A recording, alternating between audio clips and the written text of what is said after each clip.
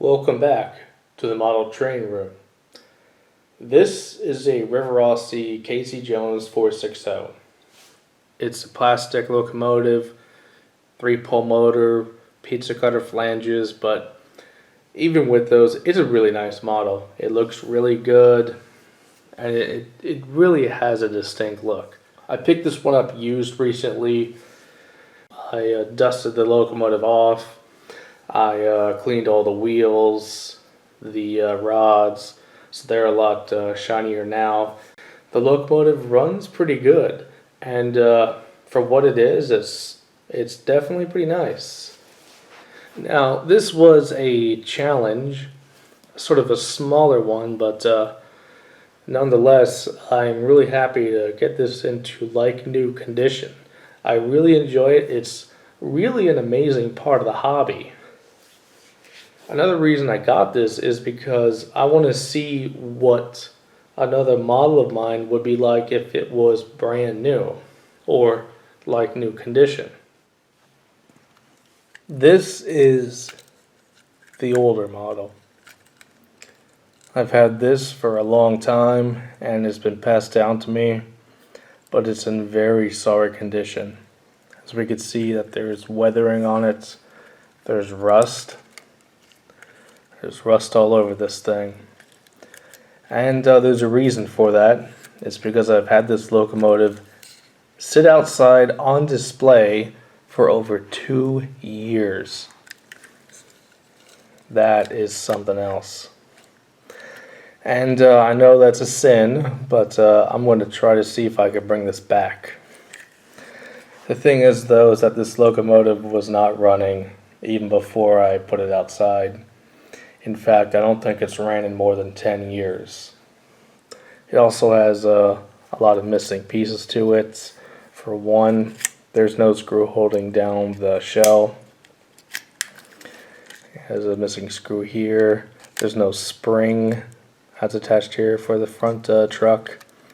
Yeah, there's screws missing on the front here. The cow catcher is completely chipped off.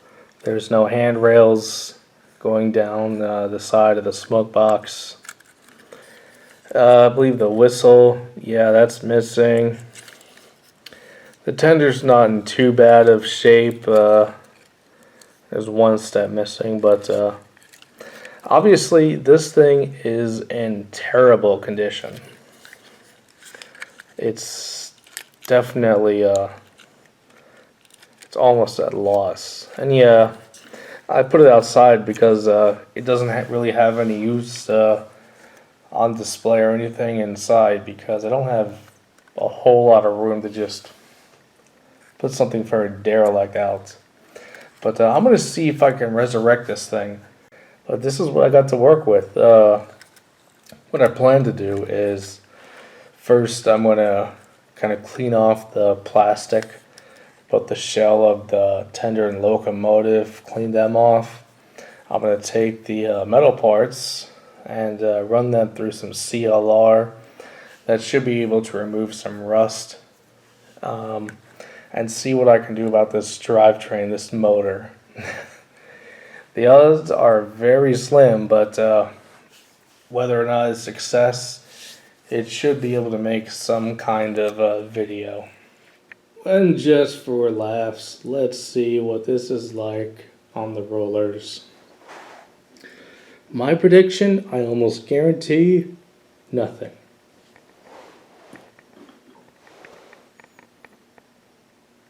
Yeah, nothing. Just like a real locomotive that was preserved at a museum sitting outside, it goes really loses itself cosmetically. Mechanically, of course, but at least getting it cosmetically appealing might be able to make it a nicer piece. So, without further ado, let's get started. First thing I'm going to do is disassemble or just take apart the tender. Yeah, wheels are rusty.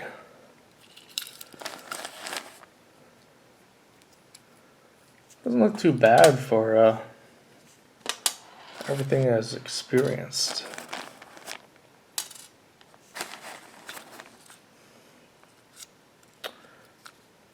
Yeah, it's just dirty.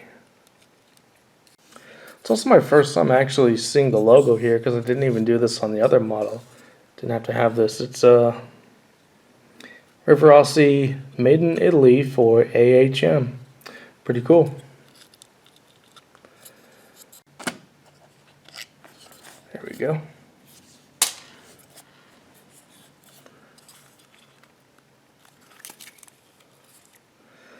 And that's the inside of the tender, in case anyone was interested. This one I'm just going to clean it up a bit, but this one is going to go through some CLR to remove the shell. There you go. This again, just going to get cleaned up by soap and warm water. This, going to see what I can disassemble to give it a CLR bath.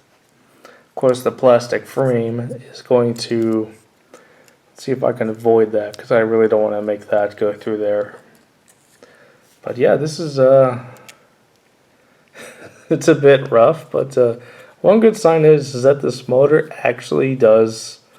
Yeah, we're able to spin the commutator, so that's a good sign. And you can actually move the wheels with that. So somehow that gives me false hope. So we'll get back to you guys in a little bit. Okay, I finished cleaning up the shell of the locomotive and tender. They don't look too bad. I just gotta wait for them to properly dry. I'm gonna take care of that myself too. But they look okay. Looking on the other side here. That's pretty nice. Nothing wrong. Most of the components are getting a CLR bath. This is not the most conventional way. It's not the way I'd absolutely recommend. There's a little bit of plastic getting involved with this, but worst case scenario, they can always be repainted a little bit. So I'll let this soak for another 25-30 minutes. I'm going to see what it looks like after that. I already can tell there was some sediment building up and kind of getting slowly peeled off of everything, but then I'm going to polish the wheels, clean them up, as well as the axles. But yeah, there's again, this is not the most conventional way. This is just kind of some of the best I could come up with on the spots. So I'll catch you guys a little bit later. Okay, here I am a couple hours later. I put this back together, cleaned it up, and even gave the wheels some oil. So this would actually be the first maintenance I've ever given this locomotive since it was passed down to me. Most of the rust has been cleaned off. There's still a little bit on the drawbar, but it's hopefully not going to affect performance. Still a little bit on the wheels here, but overall, much better, much cleaner, much more presentable. This is the best the tender has looked in a long time, because even years prior, I didn't even bother doing any cleaning of my locomotives cosmetically. I've looked at my archives, and 2011 was the last time that this thing ran. That's a long time ago. And I'm beginning to think why the locomotive started failing. I don't know if it's because the parts underside were missing or that the motor went shot, but the easy part's done, the tender. So now comes the interesting part, getting that drivetrain and motor to function. See what happens. Fast forward an hour later, and I've put the locomotive mechanism back together. A lot of the rust was taken out. That was a success. I've cleaned up the wheels, axles, the rods, give it some oil. I'd even give the top of the motor some oil. I don't know if this works. I haven't actually opened up the motor, but it spins, so that means something. The only thing that really could stop it is either the motor is bad itself or the fact that the screw, which is missing here, needs to have more conductivity, and well, the locomotive is missing that. Okay, next I'm going to do here is desolder the wires from the motor and take a look at the motor. Because if everything else on this locomotive seems okay, and this motor is really struggling, I mean, it's a good sign that it is doing something. I imagine it could use a good cleaning. Alright, I'm back later. I've cleaned up the motor even further, gave a nice polishing, even this little plate on here.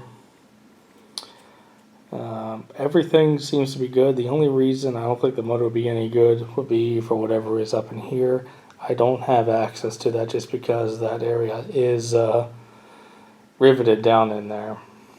Maybe that commutator might not be any good. I don't know. But the only way to know for sure is to test the locomotive. But, you know, aside from the rustic exterior here, everything else is really nice about this.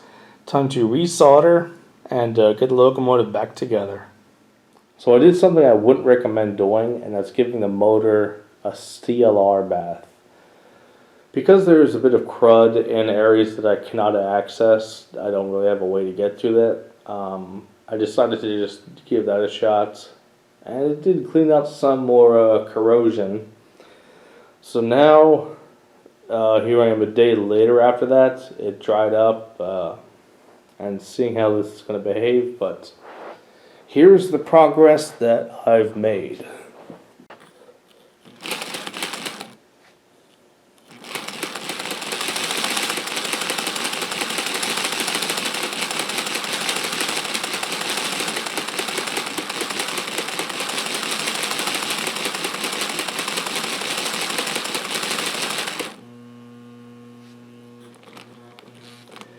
Yeah, that's right there is the best that I have gotten out of this motor yet. So it's improving, but I don't think it's going to get a whole lot better until I can further access the motor. Even if it's for only 10 or 15 seconds, that's absolutely amazing. So to kind of figure out the whole point of this video, it is possible. It's actually very possible to get a locomotive that's been sitting outside rusting for over 2 years, not running at all, to going all the way to being in operation. And I'd say it's going to be better than this, because this locomotive stopped running in 2011, and the same reason it's not running now is the same reason it's not running back in 2011. And that's where our story comes to an end for now. The locomotive is in the best cosmetic shape it's been in years. It's been properly lubricated for the first time in decades, long before I was around. And I came very, very, very close to getting this to run. It's unfortunate that the motor is in the condition it is, but that's the result of a locomotive that wasn't properly cared for. That is unfortunately what happens. But I have a pristine model, as we've seen earlier, and that one is going to get proper treatment to last as long as possible. But for this one, maybe if I found a good replacement motor for this for not very much, then this thing might get a new life. But it's going to enjoy a peaceful retirement and is never going to go outside exposed in the elements again. This locomotive has been on quite a journey. It's time to show off that in a little montage here. So thank you very much for watching. We'll see you next time.